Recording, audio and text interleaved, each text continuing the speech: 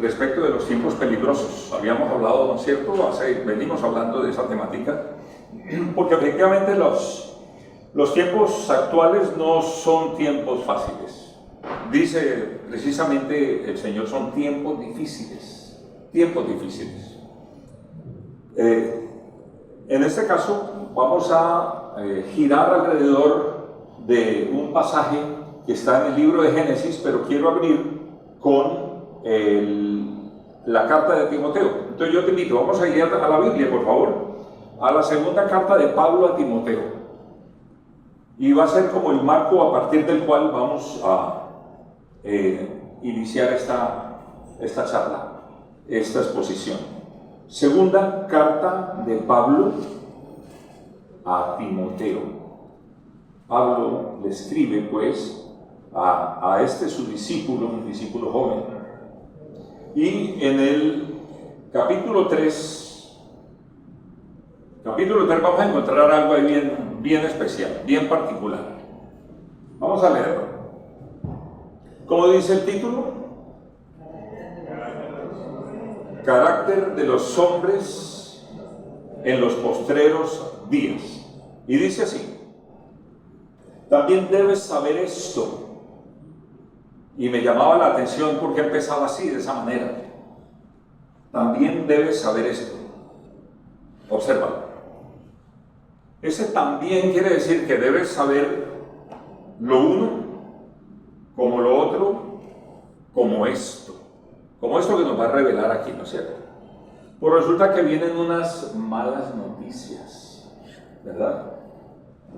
Y sabemos que las malas noticias cunden por donde quiera que vamos, pero es necesario saberlas, pero es necesario también saber lo demás, saber las buenas noticias, saber lo positivo, saber lo grato, lo agradable, el logro, el alcance, la meta conquistada, ¿sí me explico? Pero también debes de saber esto. Yo comparto con personas que por causa de las malas noticias se me molestan porque sintonizo el noticiero, ¿no es cierto? Y lógicamente hay una cantidad de noticias ahí que no valen la pena realmente, ¿no es cierto? Pero que a veces, voy a decirlo, el mismo morbo nuestro nos lleva a quedarnos allí, pero no es ese el sentido de también debes de saber esto. Lo que quiere decir Pablo en su mensaje a Timoteo y a ti y a mí es que sí, debemos estar entendidos de lo que está pasando. Debemos comprenderlo, debemos entenderlo, ¿no es cierto? Y para eso la sabiduría del Señor nos revela esto que está pasando. Entonces tú ves lo que está pasando hoy y lo estás entendiendo, ¿cierto? Conflictos, guerras, rumores de guerras, ese tipo de cosas. Cosas que se acunan en el corazón del hombre. Y ahí vamos a entrar a este pasaje. Observa. Voy a leerlo. Dice: también debes saber esto, que en los postreros días vendrán tiempos peligrosos, porque habrá hombres amadores de sí mismos, avaros, vanagloriosos, soberbios, blasfemos, desobedientes a los padres, ingratos, impíos, sin afecto natural, implacables, calumniadores, intemperantes, crueles, aborrecedores de lo bueno. Y pareciera que ya la lista, como que ya está buena la lista, como que ya está bien, pero no, continúa, sigue diciendo: traidores, impetuosos, infatuados, amadores de los deleites más que de Dios, que tendrán apariencia de piedad, pero negarán la eficacia de ella. Y ojo, aquí viene el aviso: a estos evita. ¿Lo tenemos? Y observa, me detuve a contar los 20 características del corazón de los hombres de los últimos tiempos. 20. A estos evita. Ahora, Te pregunto, ¿cuándo escribió Pablo esto? ¿Cuándo le escribió Pablo esto a Timoteo? Hace 2000 años. 2000 años han transcurrido desde este aviso. Y nos acordamos qué pasaba en esa época en la que vivía Pablo y Timoteo. El Imperio Romano dominaba, ¿no es cierto?, Israel, con mano de hierro además, en donde una gran cantidad de circunstancias como estas se vivían. Esto ya sucedía hace 2000 años. Pero si tú te remontas a la historia, vas a encontrar que esto ha sido de toda la humanidad, ¿no es cierto? Porque el corazón del hombre es así. Eso lo tenemos que entender. Así es el corazón del hombre. Así es el corazón, así es su naturaleza, hasta que el Señor llega a nuestras vidas. Cuando el Señor llega a nuestras vidas, entonces Él nos cambia. Porque lo primero que nos hace es que entendamos cómo es nuestro corazón. Eso es lo primero que despierta en nosotros. Cómo es nuestro corazón. Y entonces empezamos a comprender que de la manera como actuamos son cosas que debemos evitar. Muy bien, entonces yo abría la Biblia, me asomaba a ella y encontraba que la Biblia era para mí un espejo. Es un espejo para mí. Y me preguntaba yo, de esas 20 características que me muestra Pablo, ¿cuántas tengo? Y esa es la pregunta que te quiero hacer. Esa es la reflexión a la que queremos ir en este momento. ¿Cuántas de esas características reflejas en tu vida? ¿Tienes en tu vida? Porque esas características son las que el Señor está cambiando en tu vida. Porque todavía somos intemperantes. Porque todavía somos a veces impetuosos. Porque a veces somos injustos. Y ahí estamos. ¿Sí o no? Reflejados en la Escritura. Ahora, esos tiempos están anunciados por el Señor. Si vas a Mateo 24, 7, 8, ¿no es cierto? Vemos que el Señor mismo nos muestra en el 24, 7 y 8, dice, porque se levantará nación contra nación y reino contra reino, y habrá pestes y hambres y terremotos en diferentes lugares, y todo esto será principio de dolores. Sí, efectivamente el Señor aquí está hablando de los últimos tiempos, pero cuando miramos esto ha sucedido durante toda la historia de la humanidad, ¿no es cierto? Guerras, rumores de guerras, ¿no es cierto? Nación contra nación, reino contra reino, eso no ha parado desde el principio de los tiempos y aún hoy continúa. Es necesario que lo sepamos, es necesario que lo entendamos. Pero también es necesario que eso lo evitemos. ¿Y cómo lo evitamos? Lo evitamos con el Señor. Lo evitamos en el Señor. Cuando Él nos muestra, nos enseña y nos dice que debemos corregir en nuestro corazón, que debemos corregir en nuestra vida. ¿De acuerdo? Ahí estamos. Muy bien. Vamos entonces ahora sí con esta apertura, vamos a ir a el Génesis capítulo 41. Voy a invitarte, vamos allá al comienzo de la Biblia. Ojalá que tengas una Biblia allí escrita contigo, porque es la manera como aprendemos a manejarla, ¿no? Es fácil saltar de un capítulo a otro en el celular, pero perdemos como la capacidad de comprender cómo estaba la Biblia organizada y distribuida y tal. Y allá en el Génesis, capítulo 41, encontramos una historia que conocemos, algunos con más detalle, otros no tanto, pero aquí vamos a ver la historia de José en Egipto. ¿Y a dónde quiero ir? Con el título de la charla, en donde vamos a tomar medidas para tiempos difíciles, tiene que ver en este caso con el tema de la administración, porque José en Egipto, José era hijo de Jacob, uno de los hijos de Jacob, uno de los dos hijos de Jacob, que termina administrando en Egipto durante una tremenda sequía en ese reino, ¿no es cierto? Y el faraón le encarga a él esa administración. Me llamaba mucho la atención porque resulta que en la historia de José que conocemos, José entre sus hermanos terminó ganándose la fama de ser el preferido, ¿no es cierto? Era el preferido de Jacob, ¿no es cierto? El pequeño. Y Jacob le regaló además una túnica, ¿no es cierto? Una túnica de colores. Y tener una túnica de colores en esa época era una maravilla, pues, ¿no es cierto? Porque colores, ¿no es cierto?, era supremamente llamativo. Y resulta que además José no se quitaba esa bendita túnica. Por donde quiera que iba, pues, el muchacho con esa túnica puesta y resaltaba, pues, y eso a los ojos de sus hermanos no se la cambiaban, ¿no es cierto? Porque era la túnica que su papá le había regalado.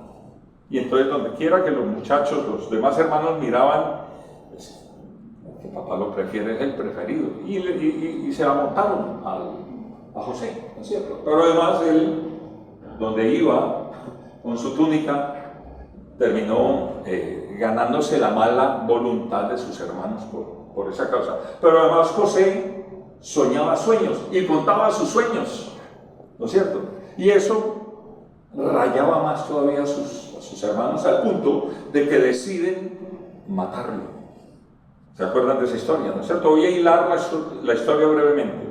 Ok, pero uno de sus hermanos intercede de alguna manera por él y termina vendiéndolo a unos mercaderes que pasaban por la región.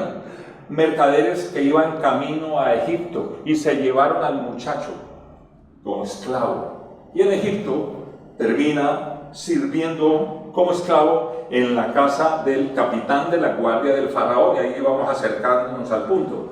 ¿Quién era ese capitán de la guardia? ¿Cómo se llamaba, si nos acordamos? ¿Cómo? Potifar. Potifar, capitán de la guardia del faraón. Era un tipo de tremendo prestigio.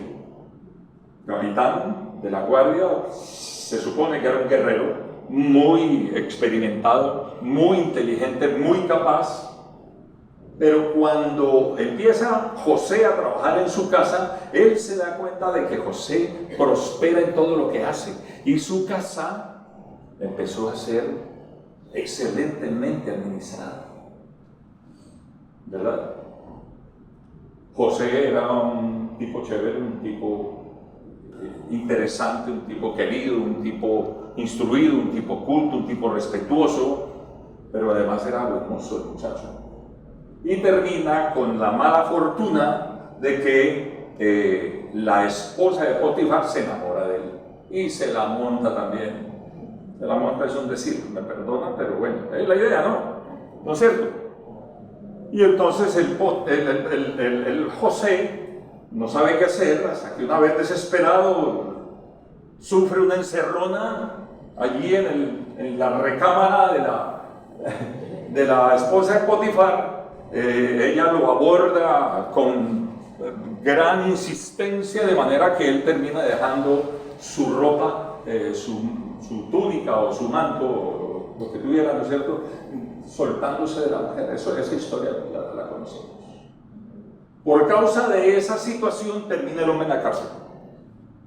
Y allí en la cárcel, el carcelero observa que José tiene algo especial, ¿no es cierto?, y empieza a prosperar en todo lo que hacía en la cárcel. Y entonces los guardias contentos con José, los presos contentos con José. Le confiaban sus historias, inclusive dos de ellos le confían sus sueños, y ahí viene el punto. Un copero y un panadero, ¿se acuerdan? El panadero le confía un sueño, el copero le confía el suyo.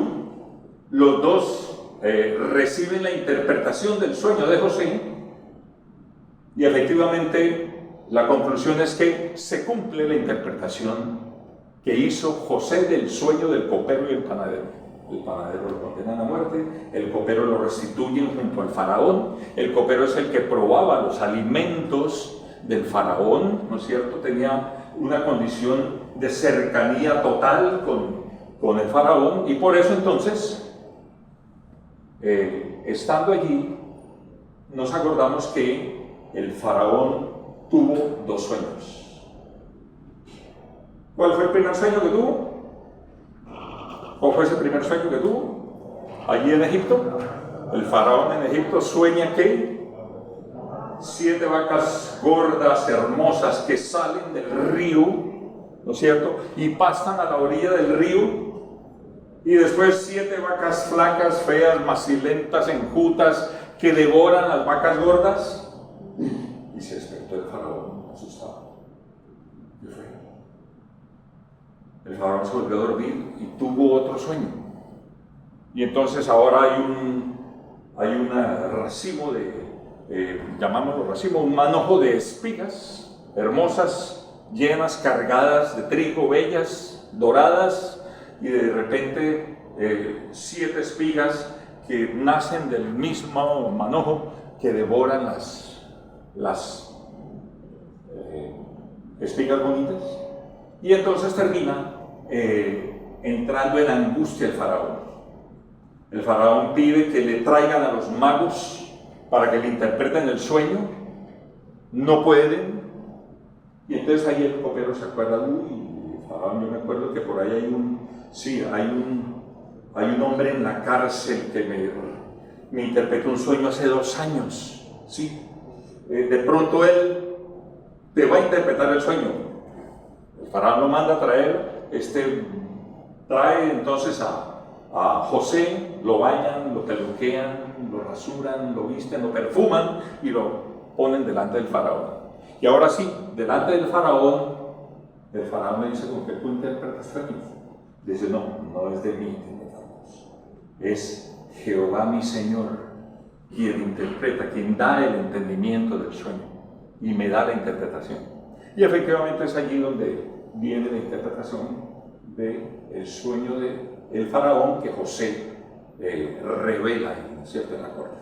7 años de abundancia, las 7 vacas gordas, y 7 años de sequía, ¿no es cierto? Sequía. Yo no diría que de escasez, porque finalmente Egipto no sufrió escasez. Egipto sufrió una tremenda sequía. Factores climáticos que en esa época agobiaron terriblemente toda la región, porque dice que todos los países alrededor sufrieron esa sequía. Pero efectivamente en Egipto sucedió lo que vamos efectivamente a comentar. Aquí está, pues, resumida la historia de estos pasajes. Muy bien. Resulta que en medio de esta situación, hoy, ahora lo que queremos aplicar de aquello, de hace 4000 años, a hoy, es que efectivamente los tiempos son difíciles. Viene esta sequía en nuestras vidas a veces, tal vez más de las que desearíamos, ¿no es cierto? Y tenemos entonces que resolver la situación. No nos podemos echar a morir, como sucedió con la mujer aquella que le quedaba solamente un poquito de aceite en su ¿qué? En su vasija. ¿Se acuerdan? Solamente un poquito. Y se iba a echar a morir. No podemos hacerlo. ¿No es cierto? A veces esas sequías pueden ser situaciones difíciles en nuestras vidas, ya sean económicas o de salud, y nos acordamos también en las charlas que tuvimos de la mujer que sufría de esa enfermedad durante toda su vida, ¿no es cierto? Porque a veces llegan esos momentos en nuestras vidas que, Señor, ¿cómo hacemos? Ayúdanos, ¿no es cierto? Y entonces, ¿qué hacemos cuando llegamos a estas circunstancias en nuestra vida desde el punto de vista, en este caso, económico? Vamos a verlo como José administra en medio de esa escasez la circunstancia, la situación. Dame la siguiente, por favor. Sí. Entonces, si observas en el verso 33 y 39, observa, estamos en Génesis, ¿verdad? 41, 33, para que lo subrayes. Entonces aquí dice, le estaba diciendo José al faraón, allí en ese momento, José todavía es un esclavo, ¿eh? Lo han traído, lo han sacado de la cárcel y está delante del faraón y le dice, faraón, provéase usted de un varón prudente y sabio y póngalo sobre la tierra de Egipto. Varón prudente y sabio. Varón prudente y sabio. Y entonces empezamos a entender ese paso a paso, ese consejo que el Señor nos empieza a dar para afrontar estas circunstancias. Provéase de un varón prudente y sabio. Y cuando hablamos de un varón, estamos hablando, sea quien sea en casa, ¿quién es el prudente y sabio? En tu casa, ¿quién es ese prudente y sabio? Y es allí donde quiero hacer esa reflexión. ¿Sabes quién es? ¿En tu casa? Ese eres tú, ese es el llamado que el Señor te está haciendo. Eso es lo que el Señor te está diciendo. Tú eres esa persona prudente y sabia que tiene que afrontar la circunstancia y tiene que administrarla y tienes que llevarla adelante. Ahora, ¿crees que no tienes sabiduría? Entonces pídela, te dice el Señor. Pídela, porque Él la da abundantemente. Y entonces entenderemos tanto aquello como esto. Es necesario que entiendas esto, le decía Pablo a Timoteo. Es necesario que lo entiendas para que puedas resolver la circunstancia, cualquiera que sea, en tu casa. ¿Cuál es la circunstancia en tu casa? Problemas de relaciones, problemas económicos, problemas de comportamiento, problemas, una enfermedad, bendito Dios, ¿no es cierto? Pero ahí estamos. El Señor te va a proveer sabiduría para resolver la circunstancia. Pero pídela si es que acaso no la tienes. Si es que notas que falta, pídela. Porque además el Señor te va a dar a entender qué es lo que está pasando ahí con aquella persona, con esa situación, con ese problema. ¿Sí me explico? Así es, esa es la circunstancia. Muy bien, un administrador sabio, ¿no es cierto? Ahora observemos en los versos 34 y 36, ahí lo tienes. Dice así, y haga esto el faraón, ponga gobernadores sobre el país, y quinte la tierra de Egipto en los 7 años de la abundancia, y junten toda la provisión de estos buenos años que vienen, y recojan el trigo bajo la mano de Faraón para mantenimiento en las ciudades y guárdenla.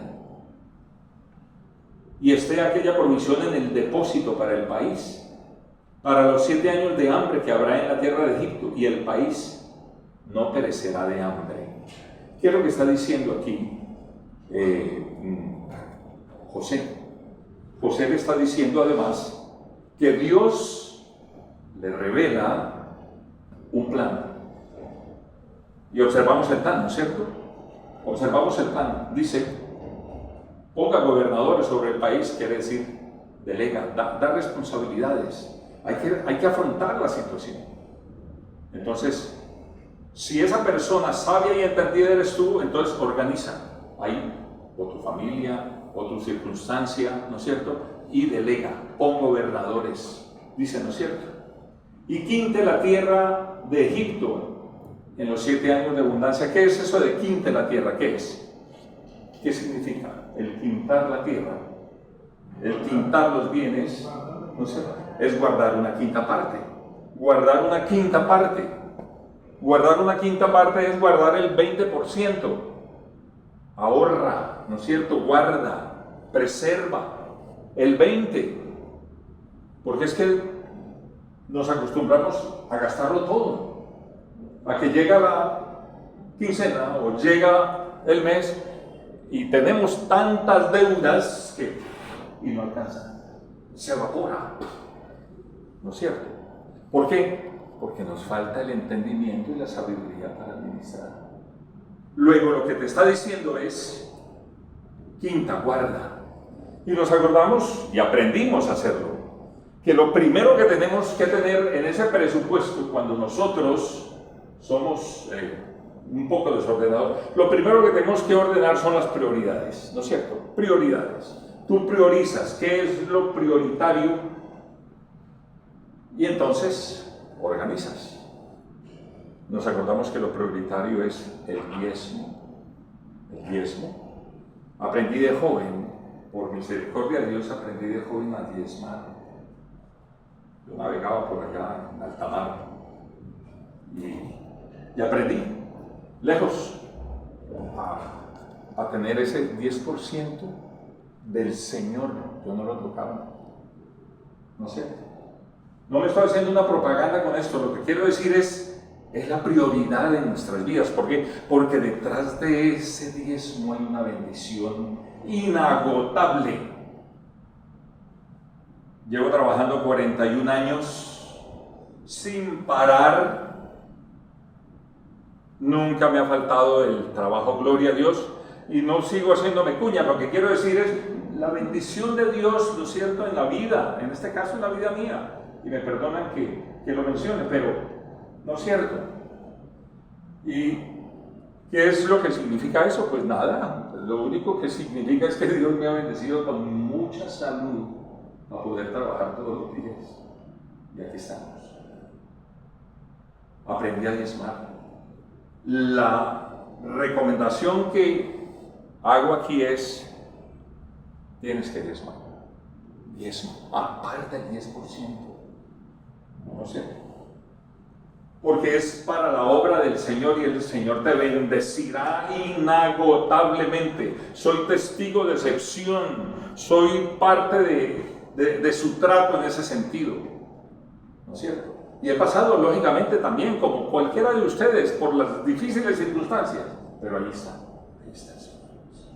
Ahora, José les dice, quinte, además, otro 10%, ahórralo, guárdalo. ¿No es cierto? El 10% en la iglesia y guarda ese 20%. Trata de guardar ese 20% para esos momentos, esas circunstancias. ¿No es cierto? Y vamos a ir descubriendo pues ese paso a paso. Aquí está pues el plan, ¿no es cierto?, que el Señor estaba revelando a el faraón por boca de José, ¿no es cierto? Y cuando nosotros disponemos nuestro corazón, dame la siguiente por favor, Dios va a respaldarnos, que era lo que yo les decía. Vamos aquí al verso 54-57, por favor. Dice que, ejecutado ese plan, ¿no es cierto?, empezó entonces a haber efectivamente provisión para esos momentos de dificultades. Observen esto, yo me preguntaba, la sabiduría de José, al tener esa revelación de Dios para interpretar estos sueños, terminan colocándolo a él como cabeza del reino de Egipto después del faraón. ¿Sí? Pregunto, el faraón era egipcio, de la realeza de Egipto. Acordémonos que los faraones eran, entre comillas, dioses.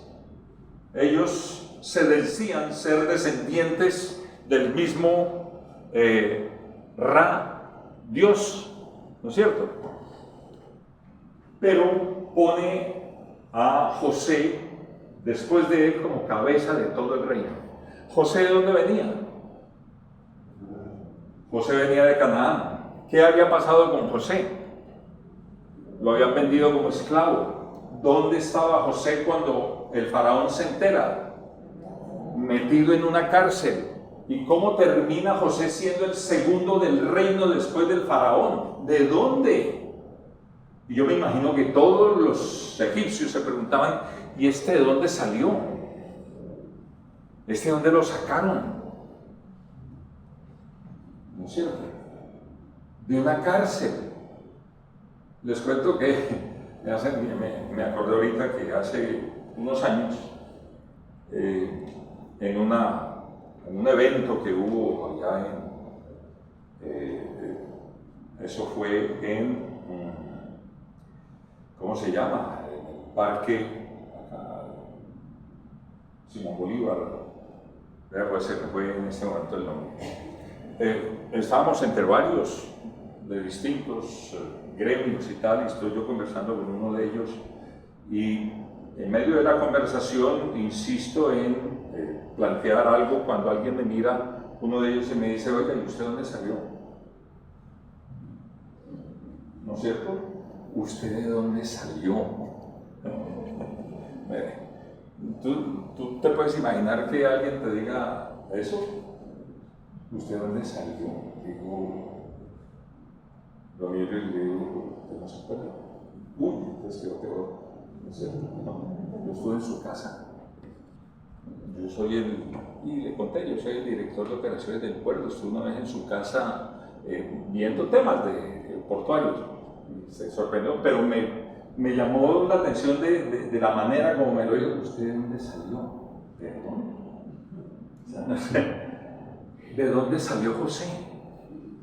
José salía de la cárcel, un total desconocido, y termina siendo el segundo de Faraón. Lo que quiero decir es que cuando el Señor regala entendimiento, sabiduría, te pone en una condición especial. Y te pone sobre todo en el compromiso de que compartas eso, de que lo comuniques con los tuyos para poder resolver la situación. Dios te respalda, Dios te muestra, Dios te lleva para resolver la circunstancia. Y necesitas recibirlo y afrontarlo, porque necesitas resolverlo. Por tus hijos, por tu casa, por tu futuro, por tu trabajo, por lo que sea. ¿No es cierto? En este caso, un tema de tremenda escasez. Muy bien. ¿Me siguen? ¿Estamos? ¿Está claro? Ahora, ¿qué debemos hacer entonces nosotros? Vamos a salir de Génesis y vamos a 1 Corintios 4:2. Ahora, ¿qué debemos hacer desde el punto de vista práctico? Porque resulta que es que esto está escrito hace 4.000 años, el evento de José. Pero además la carta de Pablo está escrita desde 2.000 años. Y hoy todavía estamos en unas circunstancias similares, parecidas. Tú miras hoy a Colombia, que el Señor nos asista, pero miras el planeta, que el Señor nos ayude, y tenemos que resolver estas circunstancias, tenemos que afrontarlas, ¿verdad? 1 Corintios 4:2. ¿Qué dicen? Si me ayudan a leerlo. ¿Sí?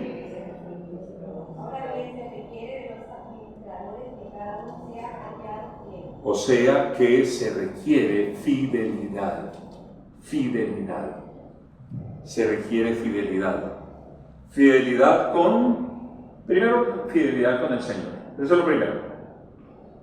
Si quieres sabiduría, sé fiel. Si quieres sabiduría del Señor, sé fiel. Si quieres entendimiento de las cosas para poderlas resolver en tu casa, por tus hijos, por tu familia, por los tuyos, sé fiel. ¿Y cómo soy fiel al Señor? ¿Cómo hago para hacerte fiel, Señor? Bueno, todo esto que estamos haciendo aquí, nos reunimos, venimos, estudiamos, conocemos, aprendemos, practicamos. Pero acuérdate de las 20 características, evítalas, no hagas, no como aquellos. No, que todo el mundo lo hace. No, Señor, no, somos distintos, somos diferentes. Estamos llamados a brillar con una luz absolutamente única, la luz de Cristo. Esa es la fidelidad. Esa es la fidelidad que el Señor nos pide, dame tu corazón, ábreme la puerta. Ábreme la puerta que yo entro y cambio, yo entro y limpio, yo entro y lavo. ¿Sí me explico? A eso es a lo que el Señor nos llama. ¿Verdad? Bien. Y entonces, es necesario que los administradores, cada uno de ellos, sean hallados fieles. Vamos a Romanos 13, por favor. Déjame solamente el pasaje, José, por favor. ¿No es cierto? Y en Romanos 13, 8, 13, 7 y 8 dice así. ¿Lo tenemos? ¿Por dónde empieza? Pagad a todos lo que debéis. Se resalta esa palabra todos, por favor. Si me la revelas aquí, pagad a todos. Todos, y lo puse con mayúscula. Todos. Eso es lo que tenemos que hacer, ¿no es cierto? Eso es lo que debemos hacer de la mano del Señor. Pagad a todos lo que debéis. Y empieza, al que tributo, tributo. Al que impuesto, impuesto. Al que respeto, respeto. Al que honra, honra. No debáis nada a nadie, sino el amarse los unos a los otros, porque el que ama al prójimo ha cumplido la ley. Bien. Bueno, aquí hay una regulación absolutamente clara, ¿no es cierto? Habrán muchas, claro que sí, muchas más. Pero ahorita el Señor lo que te está diciendo es, paga tus deudas. Y cuando te habla de paga tus deudas, se está diciendo es, disciplínate en tu gasto. No puedes estar comprando por emociones. No compres con la emoción, compra con la razón. Para que no termines endeudándote además con esa bendita tarjeta de crédito que ya nos dijeron hace unas semanas que debíamos desechar porque todavía tienes en el bolsillo. ¿O ya la sacaste? ¿Ya la quemaste? ¿Por qué? Porque es que las tarjetas de crédito son un mecanismo del sistema para tenerte asegurado, para no dejarte escapar. Ahora, uno tiene una tarjeta de crédito porque en caso de la necesidad, pero tener 3, 4 tarjetas, y entonces viene además que por cada una de ellas tienes que pagar un sostenimiento, ¿no es cierto? ¿Verdad? Pero no solamente con esto, te llama el banco a la hora que sea, normalmente te llaman a las 12:30 del día porque saben que estás ahí sentado almorzando y que estás desocupado, ¿no es cierto? Y te dicen, capitán, le tengo crédito preaprobado, 450 millones de pesos con un solo clic. 450 millones de pesos y le hacen unas figuritas en la cabeza. Mamita, ese viaje a España, a Disney World. Esa es la trampa. Porque es que el banco no está interesado en que tú le pagues. No, ellos no quieren que tú le pagues. Ellos quieren que tú les debas. Eso es lo que el banco quiere. ¿No es cierto? Y estás acabando de pagar y ¡pum! Te salen con otra figura. Pero además tenemos la indisciplina, la necedad de que nos antojamos de cosas que no necesitamos. Y yo tengo en mi casa un montón de cosas que nunca necesité. Gracias a Dios, parte de la sabiduría que me dio es entender que eso nunca lo necesitaste, Héctor, ¿te das cuenta? Y así es. Pero es ese trato del Señor en nuestras vidas, ¿de acuerdo? No compres por emociones. Y entonces nos vamos para el centro comercial a ver vitrinas de colores bonitas, luminosas, te ponen la música, ¿no es cierto? Y todo suena rico, pero claro que sí, ¡pum! Terminas comprando un balón de voleibol. Yo, a mi edad, ¿yo qué hago con un balón de voleibol? ¿Por qué? ¿Sí me explico? No, que es que está barato. No, cómprate la moto que te regalan el casco. ¿Sí me explico? Y terminamos esclavos del sistema, eso se llama esclavitud financiera. Entonces el mensaje es vertical, claro, paga todo lo que debas, págalo. Sí, habrán cositas que el Señor, pero págalas. Él te dice, sí, claro que las hay, pero págalas. No te hagas el loco además. Porque también tenemos esa terrible condición, ¿no es cierto? Conjunto residencial, connotado, bonito, tranquilo, bien tenido, 15 casas y hay 4 que no pagan. No pagan, ¿por qué no? Pero ¿por qué no? Pero mira a los muchachos, los celadores y el jardín, no importa, no pagan. Y así son, así somos. Paga lo que debes, ¿no es cierto? Conocí a alguien que tenía una empresa y tenía unos empleados, y entonces cuando venía el momento del pago a los empleados, no pagaban. Y pasaba el día 1, y pasaba el día 2, y pasaba el día 3, y el día 5. Eso nos pasa muy probablemente a muchos. Y no pagaba porque tenía que pagar primero el diezmo. Y decía, pero no puede ser. No puede ser que tú concluyas que le debes a tus empleados porque tienes que pagar el diezmo. ¿Eso qué es? Eso no tiene presentación. Dice la Escritura, no retendrás el salario de tu siervo hasta el día siguiente. Lo tienes que pagar el día que es. El diezmo. Claro que el diezmo lo tienes que pagar. Es el mandato del Señor, es una orden del Señor. Pero eso no te da pie a que no le pagues a tus trabajadores. Y son cosas que aprendemos en la buena administración. De pronto no tenemos esa circunstancia, pero son cosas que nos está enseñando el Señor a través de estos pasajes. La buena administración en nuestra casa. Los recursos que son escasos siempre van a ser escasos. Rockefeller decía que sí, todavía no, un poco más, que todavía necesito más, ¿verdad? Pero es la cuestión de la condición del hombre, ¿no es cierto?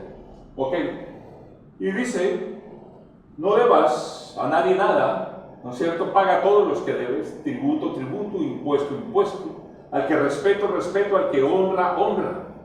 ¿Qué es lo único que debemos de ver entonces?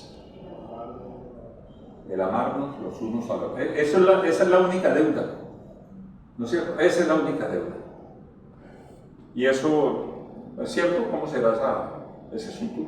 ¿No es cierto? Y entonces, lo que quiere decir esto es que todos los días debes pagar una deuda. ¿Cuál es? Y esa deuda la tienes que pagar a diario, todos los días, ¿no es cierto? Demostrar tu afecto y tu amor por los tuyos. Eso es la única deuda, ¿no es cierto? No debáis nada a nadie sino el amaros unos a otros, porque el que ama al prójimo ha cumplido la ley. Entonces, ¿a quién te hace falta abrazar? ¿A quién te está haciendo falta ir y decirle? Porque a él le adeudas, a ella le adeudas. Y el Señor te está diciendo, paga esa deuda también. La deuda del cariño, del afecto, del amor, del aprecio, del respeto por el que tienes en casa, tu hijo, tu hija, tu hermano, tu esposo, tu esposa. Esa es la deuda. Págala. Y se paga diario además. ¿De acuerdo? Muy bien. Seguimos. Entonces, dice que debemos ser generosos. Dame los pasajes, sí, en Hechos 20:35. Si me acompañas, está un poquito atrás ahí del libro de los Romanos. Hechos 20:35, te dice así: en todos os he enseñado que trabajando así se debe ayudar a los necesitados y recordar las palabras del Señor Jesús que dijo: más bienaventurado es dar que recibir. ¿De acuerdo? Sé generoso. Sé generoso. Es algo que también nosotros aprendemos. En lo poco o en lo mucho, ¿no es cierto? Pero cuando des, da con cariño, da con afecto, porque así como sembramos, vamos a cosechar. Te lo aseguro. Esa es una ley indubitable, universal. Como siembras, cosechas. Siembras escaso, cosechas escaso. Siembras generoso, cosechas generoso. Y es más, te dice, cuando cosechas con generosidad, recibes medida abundante, dice abundante, ¿no es cierto? Apretada, remecida, rebosante, que nadie te va a quitar, es tuya. Te dice, en tu regazo, es para ti, para que lo disfrutes, para que sigas compartiendo, porque esa ley universal se sigue sucediendo, no para, da y recibes, da y recibes, da y recibes. ¿De acuerdo? Dame la siguiente, ¿no es cierto? Con Dios, con los demás. Muy bien, y muéstrame la siguiente. Y ahora, el tema del quintar la tierra. ¿Qué es? Proverbios 6, 6, 8. Dame adelante el pasaje. Ahorra juiciosamente. Ahorra juiciosamente. Cuando hablaba de quitar la tierra es eso. ¿Tienes capacidad de ahorro? Pregunto. ¿Tienes capacidad de ahorro? Porque si no lo tienes, falta organizar algo ahí en tu administración, ¿no? Porque debes de tenerla. Debes de tener una capacidad de ahorro. Así sea pequeña, lo que recomienda el Señor a José para que le diga al faraón es el 20% ahorra tu plata. ¿Estás pasando por un buen momento? Guarda, ahorra, cuídalo, en graneros. ¿Qué quiere decir que mételo en graneros? Quiere decir, cuídalo con atención, ¿eh? Cuídalo que no se te vaya a echar a perder. Invierte bien. ¿Se acuerdan de aquel que tenía un solo talento y lo enterró? ¿Qué le dijo el Señor? Por lo menos lo hubieran metido al banco a que produjera los intereses suyos. Eso está escrito hace 2000 años. Lo que está diciendo el Señor aquí es entendimiento y sabiduría para que sepas amistad. Ahorra, ¿no? Y mira el pasaje. Proverbios 6, 6, 8. Vamos a Proverbios porque es una manera absolutamente preciosa como el Señor nos mete en el hormiguero. ¿Sí o no? Para que te metas en el hormiguero. Dice así. ¿Lo tienes? ¿Lo tenemos? Ve a la hormiga, perezoso. ¡Wow! Palabra fuerte. Es una palabra fuerte, ¿ah? Perezoso. Y me retumbaba a mí el pasaje. Mira los caminos de la hormiga y sé sabio, la cual no teniendo capitán, ni gobernador, ni señor, prepara en el verano la comida,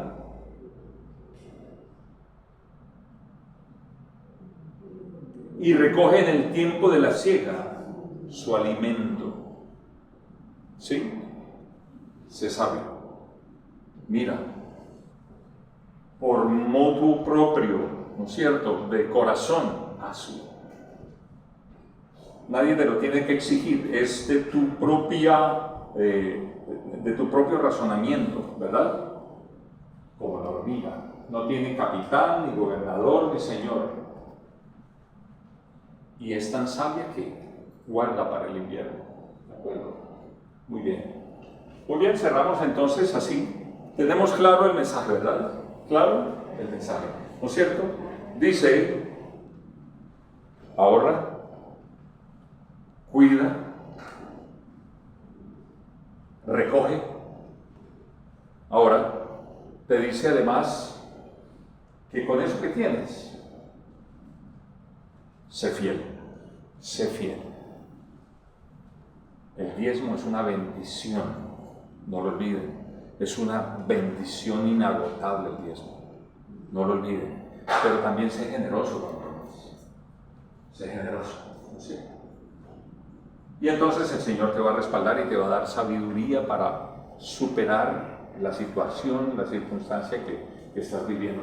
Dame la siguiente, por favor. ¿Sí? ¿Vale? La conclusión es esta. Consulta a Dios y ten tu corazón dispuesto para seguir su plan, porque entonces eso nos ayudará a superar la crisis. El Señor, en el enfoque del Señor, ¿no es cierto? No lo perdamos, ¿verdad? No lo perdamos. No es otro el que